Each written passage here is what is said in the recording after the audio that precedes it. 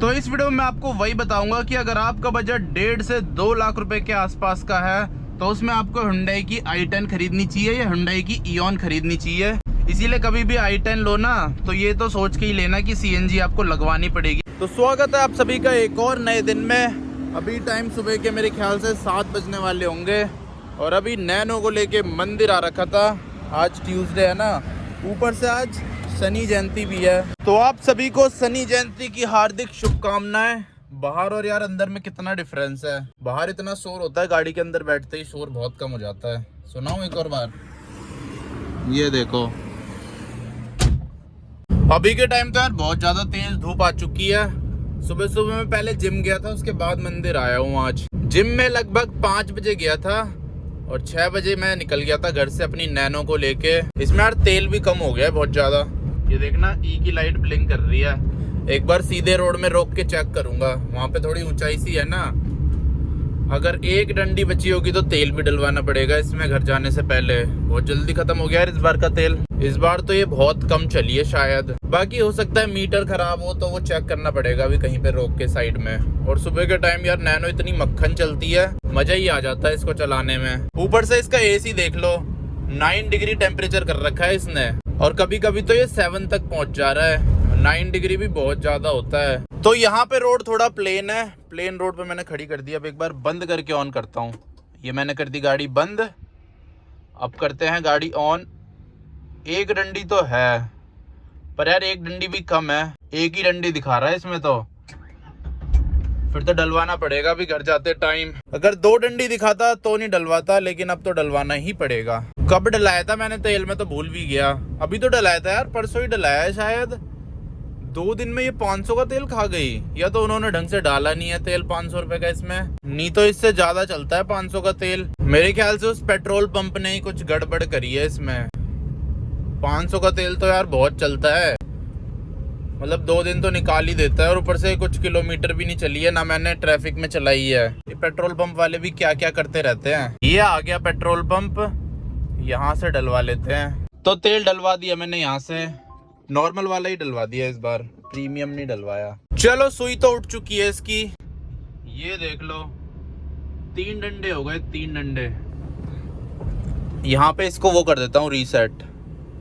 अब ये 0 हो गई। अब देखते हैं कितने किलोमीटर चलती है। इस बार यार बहुत कम माइलेज दी है। पता नहीं उन पेट्रोल पंप वालों ने क्या गड़बड़ करी, तेल नहीं डाला शायद उन्होंने, क्योंकि ये उसी दिन से कर रही थी गड़बड़, सुई उठी नहीं रही थी इसकी। तो कल ना यार मैंने वीडियो बनाई थी, उसमें मैंने बताया था अल्टो और इओन में से कौन सी गाड़ी बढ़िया रहेगी अगर आपका बजट 1.5 लाख 2 लाख तक का है। तो उसी से रिलेटेड एक और क्वेश्चन आया है, क्योंकि 1.5 लाख रुपए का जो बजट है इसमें Hyundai की एक और कार आ जाती है जिसका नाम है i10। वो भी आपको 1.5 से 2 लाख तक में मिल जाएगी, मतलब जितने में Hyundai Eon मिलेगी उतने में ही आपको मिल जाएगी। पर उसके साल थोड़े कम बचे होंगे, 3 साल 2 साल 1 साल। लेकिन अगर आप थोड़ा ढूंढोगे ना तो आपको 3-4 साल की वैलिडिटी भी मिल सकती है दिल्ली NCR में। तो इस वीडियो में आपको वही बताऊंगा कि अगर आपका बजट 1.5 से 2 लाख रुपए के आसपास का है तो उसमें आपको Hyundai की i10 खरीदनी चाहिए या Hyundai की Eon खरीदनी चाहिए, क्योंकि दोनों ही गाड़ियां बहुत ज्यादा बढ़िया है प्राइस के हिसाब से अगर देखा जाए तो। लेकिन इन दोनों में से एक ही गाड़ी है। वैसे तो जिसने ब्रांड न्यू खरीदी होगी उस टाइम पे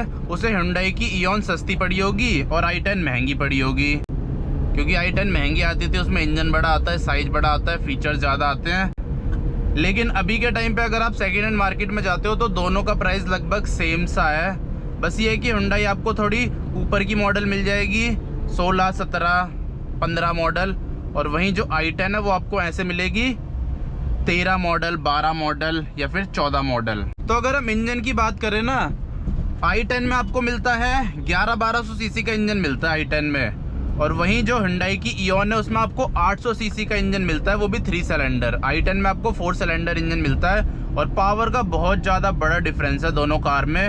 Hyundai में आपको बहुत ज़्यादा पावर मिलती है, मेरे ख्याल से 75 bhp के आसपास, और वहीं Eon में 56 bhp मिलती है। तो वैसे तो इंजन से ही पता चल जाता है कि पावर में डिफरेंस होगा ही होगा बहुत ज़्यादा। एक तो वो 800 सीसी, वो 11-1200 सीसी, और दूसरा वो 3 सिलेंडर, वो 4 सिलेंडर। और जो Hyundai Eon है ना, वो गाड़ी फ्लॉप अपने इंजन की वजह से हुई थी, क्योंकि उसका इंजन इतना ज़्यादा स्मूथ नहीं है, इतना रिफाइंड नहीं रहता, थोड़ी आवाज़ सी करता है।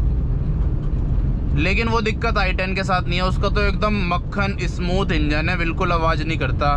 अगर आप पेट्रोल में चलाओगे। सीएनजी में तो i10 का भी आवाज़ करता है इंजन, अजीब आवाज़, लेकिन पेट्रोल में तो नहीं करता। पेट्रोल में तो एकदम मस्त चलता है। क्योंकि रोड पे मैं जितनी भी i10 देखता हूँ ना सीएनजी वाली, उनकी आवाज़ थोड़ी अजीब सी रहती है, लेकिन पेट्रोल तो एकदम साइलेंट रहती है। पेट्रोल तो मैंने चला भी रखी है। i10 में भी दो आती है, एक नॉर्मल i10 और दूसरी ग्रैंड i10। ग्रैंड i10 तो सस्ती नहीं मिलेगी, वो तो महंगी मिलेगी आपको, लेकिन जो पुरानी वाली i10 है सिर्फ वो सस्ती मिल जाएगी। और स्पेस की बात करें तो स्पेस आपको i10 में बहुत ज़्यादा मिलता है इओन के मुकाबले, क्योंकि साइज बड़ा है तो उसकी वजह से स्पेस भी बड़ा है। ये गाड़ियाँ तो कुछ नहीं है, ये अल्टो i10 के सामने। i10 को लेके आप आराम से पहाड़ों में भी जा सकते हो, हाईवे पे भी मस्त हाई स्पीड में क्रूज कर सकते हो, लेकिन वो काम आप हिंडाई की इओन के साथ नहीं कर सकते, अल्टो 800 के साथ नहीं कर सकते, और नैनो के साथ भी नहीं कर सकते। और फीचर्स भी ना आपको i10 में ज़्यादा मिलते हैं, उसमें कम मिलते हैं इओन में। i10 में आपको इंटरनली एडजस्टेबल ORVM भी मिल जाते हैं, अंदर से ही बैठ के आप कंट्रोल कर सकते हो। और अगर एसी की बात करें तो एसी भी आपको i10 में ज़्यादा तगड़ा मिलेगा। सबसे कम तगड़ा आपको अल्टो में मिलेगा, फिर सेकंड नंबर पे इओन, फिर थर्ड नंबर पे i10। i10 में इसलिए अच्छा मिलता है क्योंकि उसका इंजन बड़ा है, और ऊपर से एसी में उसमें इतनी ज़्यादा पावर लॉस भी आपको फील नहीं होगी जैसे आपको अल्टो में होगी और इओन में होगी, क्योंकि उसके छोटे छोटे इंजन है तो उनमें तो पावर लॉस फील होती ही है। लेकिन i10 का थोड़ा इंजन बड़ा है, जिसकी वजह से उसमें इतनी पावर लॉस फील नहीं होगी आपको अगर आप एसी चलाते हो तब भी। रोड पे अंकल धोती पहन के कहाँ जा रहे हैं बिना कपड़ों के। और i10 में आपको इंजन बड़ा मिलता है तो उसकी वजह से उसकी माइलेज भी कम है। वो माइलेज आपको अगर सिटी में एकदम ट्रैफिक में चलाओगे ना तो 10-11 की माइलेज देगी i10। इओन आपको फिर भी 14 तक दे देगी, 14-15 तक ट्रैफिक में। हाईवे पे इओन आपको दे देगी 20 की MPL की माइलेज, और वहीं i10 देगी 17-16 तक की माइलेज हाईवे पे। तो इसीलिए माइलेज तो बहुत कम है, मतलब माइलेज ना के बराबर है i10 की। i10 इसलिए भी फेमस है क्योंकि उसमें माइलेज नहीं मिलती आपको, बिल्कुल ही एकदम घटिया माइलेज। इसीलिए कभी भी i10 लो ना तो ये तो सोच के ही लेना कि CNG आपको लगवानी पड़ेगी अगर माइलेज अच्छी चाहिए तो। अगर मैं भी आने वाले टाइम पे i10 लेता हूँ तो मैं उसमें CNG लगवाऊंगा ही लगवाऊंगा, क्योंकि पेट्रोल में तो यार चलाई नहीं जाएगी 9-10 की माइलेज, और कभी कभी उससे भी कम दे देगी वो, अगर एकदम ही घटिया ट्रैफिक में चला दूंगा उसे। और हाईवे पे भी इतनी ज़्यादा नहीं दे पाएगी वो, इसीलिए उसमें तो CNG लगवानी ही पड़ेगी अगर मैं ख़रीदता हूँ तो, या फिर आप भी ख़रीदोगे तो। कभी कभी चलाओगे फिर तो इतनी लगवाने की ज़रूरत नहीं है, लेकिन अगर डेली चलानी है फिर तो CNG लगवानी ही पड़ेगी। तो एक ये चीज़ भी दिमाग में रखना कि माइलेज उस गाड़ी की कुछ भी नहीं है, मतलब ना के बराबर ही माइलेज है। फीचर्स, पावर, बाकी चीज़ सब बढ़िया है, AC बढ़िया है, लेकिन माइलेज नहीं है, इसलिए CNG आपको लगानी पड़ेगी अगर माइलेज निकालनी है। लेकिन इओन के साथ ऐसा नहीं है, उसे आप बिना CNG के भी चला सकते हो, वो ठीक ठाक माइलेज दे देगी। वैसे तो वो भी इतनी ज़्यादा नहीं देगी, लेकिन i10 के मुकाबले तो ठीक ठाक दे देगी। और जो Hyundai i10 है ना, उसका इंजन भी बहुत ज़्यादा रिलायबल है। इओन का इंजन इतना ज़्यादा रिलायबल नहीं है, इसीलिए वो फ्लॉप हुई थी मार्केट में, वरना वो आज भी चलती रहती। क्योंकि Hyundai की इओन ना अल्टो के कंपटीशन में निकाली थी, पर अल्टो तो आज तक भी बिक्री है, लेकिन Hyundai चली गई, मतलब इओन चली गई Hyundai की। वो अल्टो का सामना नहीं कर पाई। अल्टो का सामना यार कोई गाड़ी नहीं कर पा रही है। वैसे तो अब अल्टो की सेल्स नीचे जाती जा रही है क्योंकि प्राइस बहुत ज़्यादा बढ़ा दी है।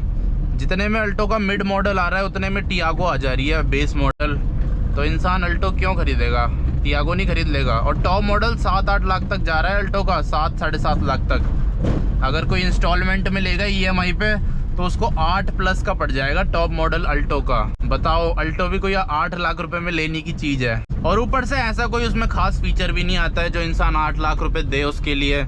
नकली सा डैशबोर्ड है, इंटीरियर में कुछ मिलता ही नहीं है आपको, ऐसे काला काला सा इंटीरियर है, डुअल टोन इंटीरियर नहीं मिलता उसमें आज तक। थोड़ा इंटीरियर प्रीमियम कर देते तो इंसान एक बार को खरीद भी ले, लेकिन इंटीरियर पहले जैसा ही है उसका, जैसे 2014 में मिलता था ना वैसा ही इंटीरियर आज भी दे रहे हैं वो। 14 में क्या, जब से वो लॉन्च हुई है बचपन से ही, तब से ही वो ऐसा ही इंटीरियर दे रहे हैं। तो आई होप आपको पता चल गया होगा कि इओन और i10 में क्या डिफरेंस है। तो अब देख लेना अपने हिसाब से जो आपको लेनी हो, जो आपको बढ़िया लगे। अब घर के पास पहुंच चुका हूं और आज तो बहुत ज़्यादा तेज़ धूप आ गई है, बच्चे हाथ दे रहे हैं, लेकिन मैं नहीं रोकूंगा। अगर मैं स्कूटी में होता तो लिफ्ट दे देता हूँ, लेकिन गाड़ी में नहीं देता क्योंकि अंदर सामान रखा रहता है यार, महंगा महंगा, गाड़ी से महंगा महंगा सामान रहता है। अब जैसे कैमरा हो गया, फ़ोन हो गए, तीन तीन तो फ़ोन है, ऊपर से मैं इधर उधर रख देता हूँ, मेरे को पता नहीं चलता।